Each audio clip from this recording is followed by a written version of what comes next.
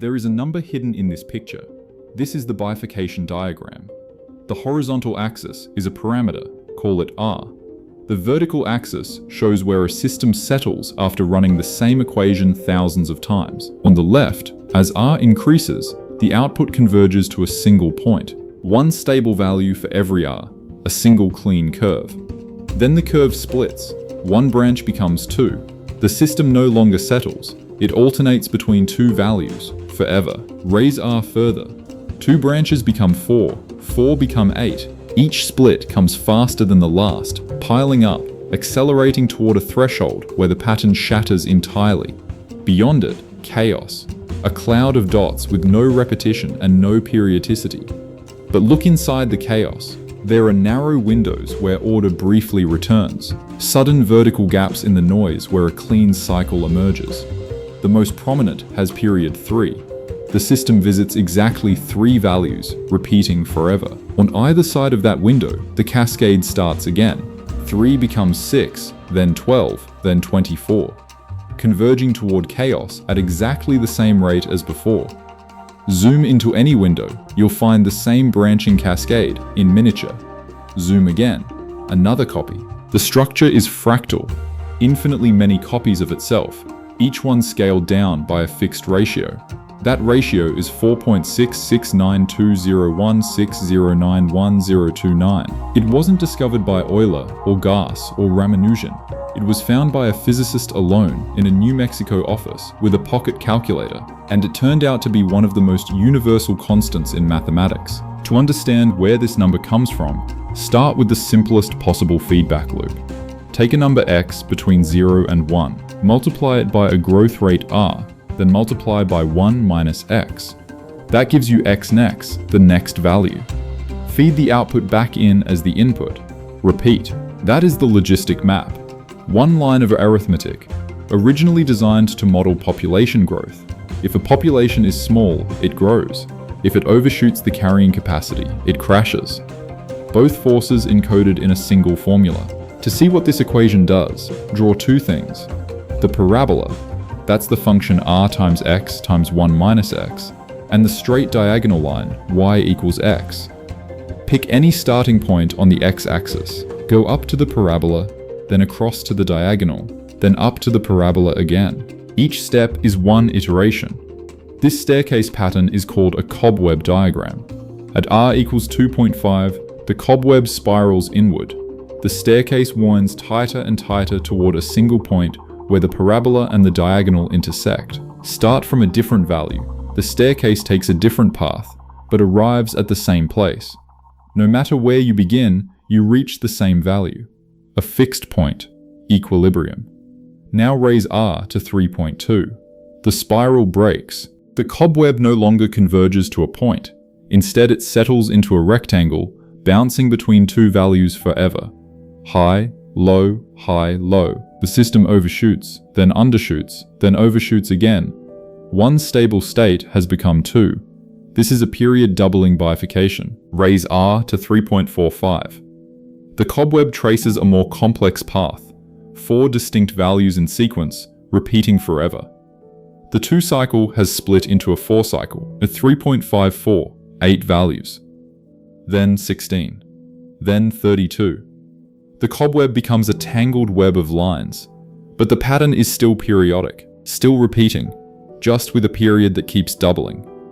Each bifurcation happens at a precise value of r. Call them r1, r2, r3, and so on. At r equals approximately 3.5699, the doublings pile up infinitely fast. Beyond that threshold, the system breaks into chaos. No repeating pattern, no periodicity. Just an unpredictable sequence that never settles. Now look at the gaps between consecutive bifurcation points. The gap from R1 to R2 is 0.4494, from R2 to R3, 0.0981, from R3 to R4, 0.0211. Each gap is smaller. The bifurcations are accelerating. Divide each gap by the next one. The first ratio, 4.2321. The second, 4.5515. the third 4.6458, the fourth 4.6639. They're converging, and as you compute more ratios, they approach a limit, 4.6692016. This is how Mitchell Feigenbaum found it. In the summer of 1975 at Los Alamos National Laboratory, pushing his HP65 calculator through dozens of iterations, the ratios kept converging, digit by digit, toward a number he didn't recognize. But that alone wouldn't make this number special. Plenty of sequences converge. What happened next is what changed everything. Feigenbaum tried a completely different equation. Not the logistic map, the sine map. Replace the parabola with a sine curve. Different function, different shape, different fixed points. On the cobweb diagram, the staircase looks nothing like before. The sine curve bends differently. The fixed points are in different places. The whole geometry has changed. But he computed the bifurcation points, divided the gaps. 4.6692016, the same number. He tried a third equation, a Gaussian feedback loop, using the bell curve. Different cobweb, different bifurcation points, different everything. 4.6692016. Now watch all three bifurcation diagrams side by side. The logistic map, the sine map, the Gaussian map. Three different functions producing three different diagrams with different parameter ranges, different bifurcation points, different chaotic regions. But scale them to match. Align the first bifurcation, normalize the parameter axis, and the branching structure is identical. The same forks at the same relative positions with the same acceleration toward chaos. Three equations with nothing in common. Different formulas, different curves, different fixed points, but the ratio at which they transition from order to chaos is the same. Not approximately the same, exactly the same. Feigenbaum wrote up a paper. It was rejected repeatedly for 3 years.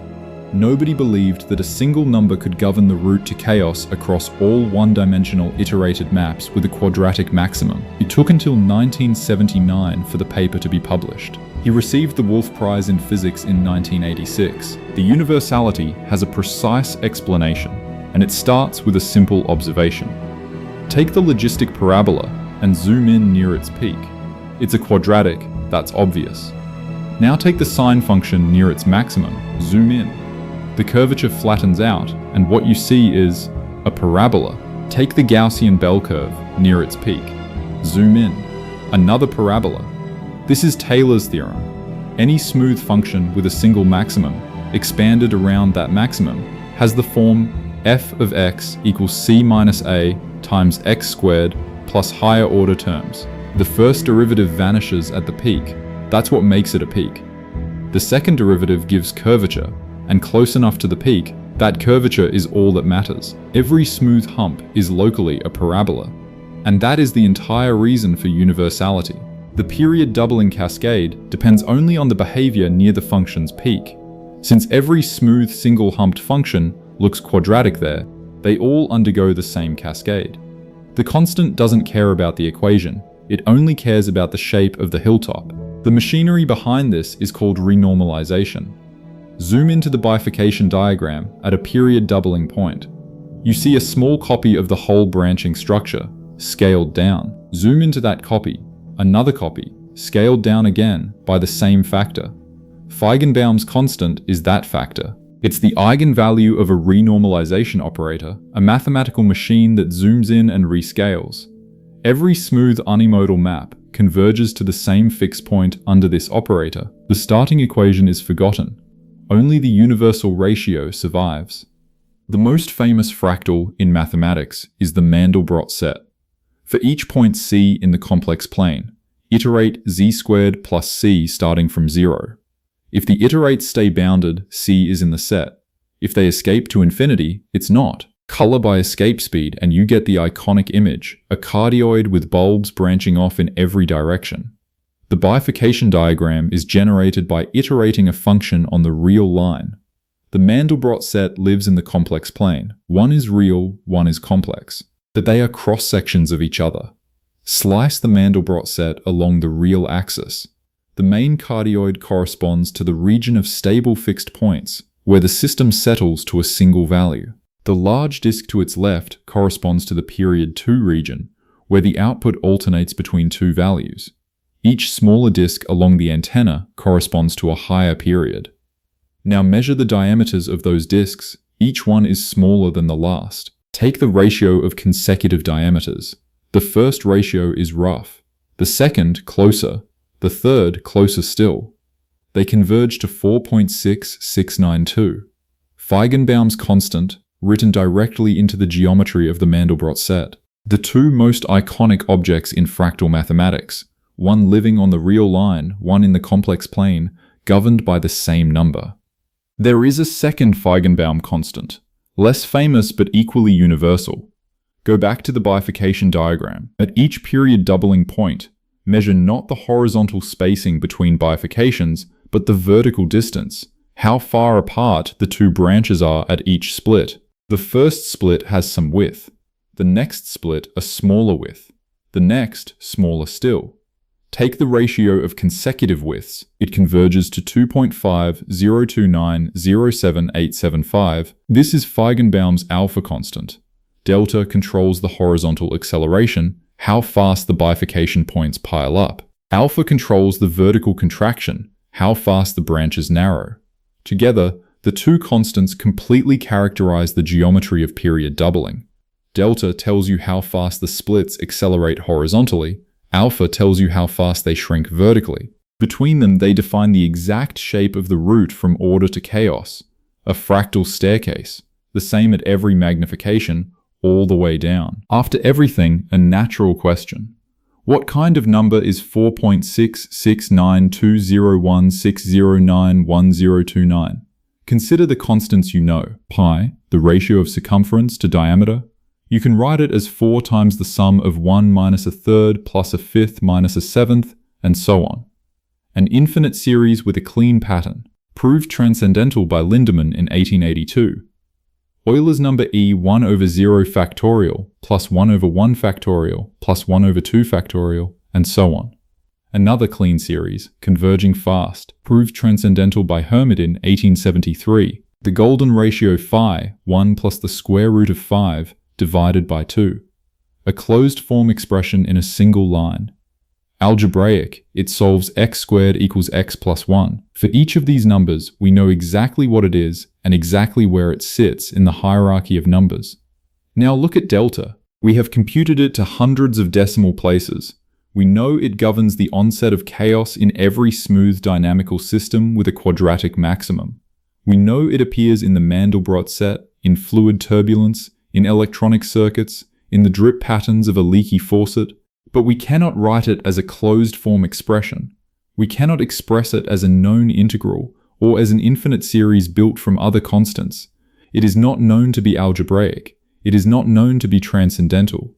We cannot even prove it is irrational, though almost certainly it is. It is defined purely as the fixed point of a renormalization operator, and that definition resists every attempt at simplification.